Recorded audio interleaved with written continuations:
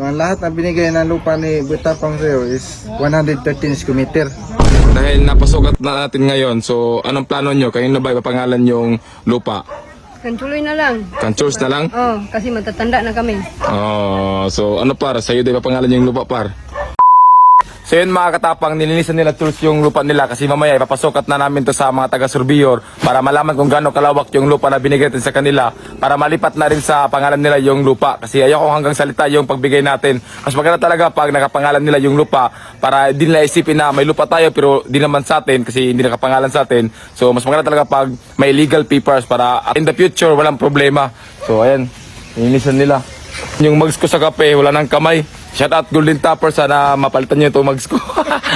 Kasi ito lang yung souvenirs ko sa kondo na na-invest ko para kasama-kasama ko yung kondo kahit wala dito kasi nasa Cebu City. So tuturo ko kayo kung paano magtaga ng saging. Ayan o, meron kaming saging na tatagain. Kasi ayan o, may bunga.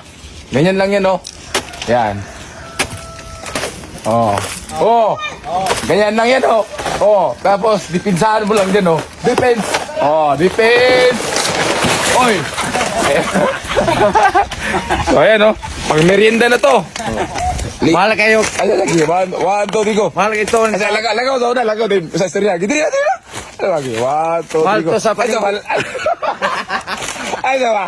Lagaw ka una din, istorya. Lagaw sa una sa istorya. Huwag tigo. Mahal ka to sa palengke yan. Tag 35 ang kilo. Ang bigat oh.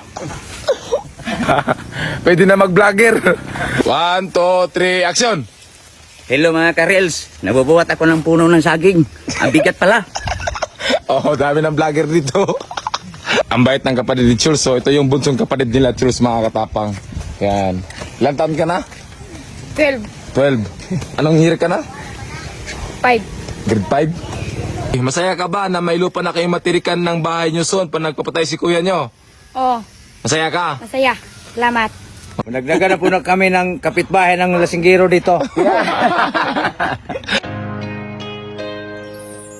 Boy Tapang, isang immortal na nilalang. Laki sa hirap pero siya'y walang inaatrasan. Kahit anong hamon o laban, sige lang. Ganyan siya nakilala at siya simple pa lang. May mga bagay sa kanya na ayaw ng karamihan. Noon nakala mo siya lang lagi nagkakamali. Nun unti-unting nagbago niya ang lahat. Kaya walang-wala na siyang katapat. Mga nakapaligid sa kanya ay tunay na tunay. Kaya nung makamit niya tagumpay, nagbibigay pugay. Sabi sa binigay ng lupa ni Butapang, nagtotal siya ng 113 square meter. Okay pala, no? 130 square meter to lahat? Opo. Ay mga katapang. Simula doon hanggang dito. Ayan, sa kalsada, 113 square meter. So, ito yung ano niya, yung lote niya. Yung kwadrado. So, final na to. Nag-layout na kami. Naglagay na kami ng muhon. Doon nilagay yung palatandaan mga katapang. So Tia, dahil napasukat na natin ngayon, so anong plano nyo? Kayo na ba ipapangalan yung lupa? Kantuloy na lang. Kanchurs na lang? Kasi matatanda na kami. So ano par, sa'yo din ipapangalan yung lupa par? Papalisin mo to pa? So ayun, okay na tayo. So ipapangalan yung lupa sa kay Charles. Boy Tapang, kahit saan Congrats sa bagong mong lote. Binigay ni Idol Tapang. Oh yeah! Congratulations! Tapos ang laban.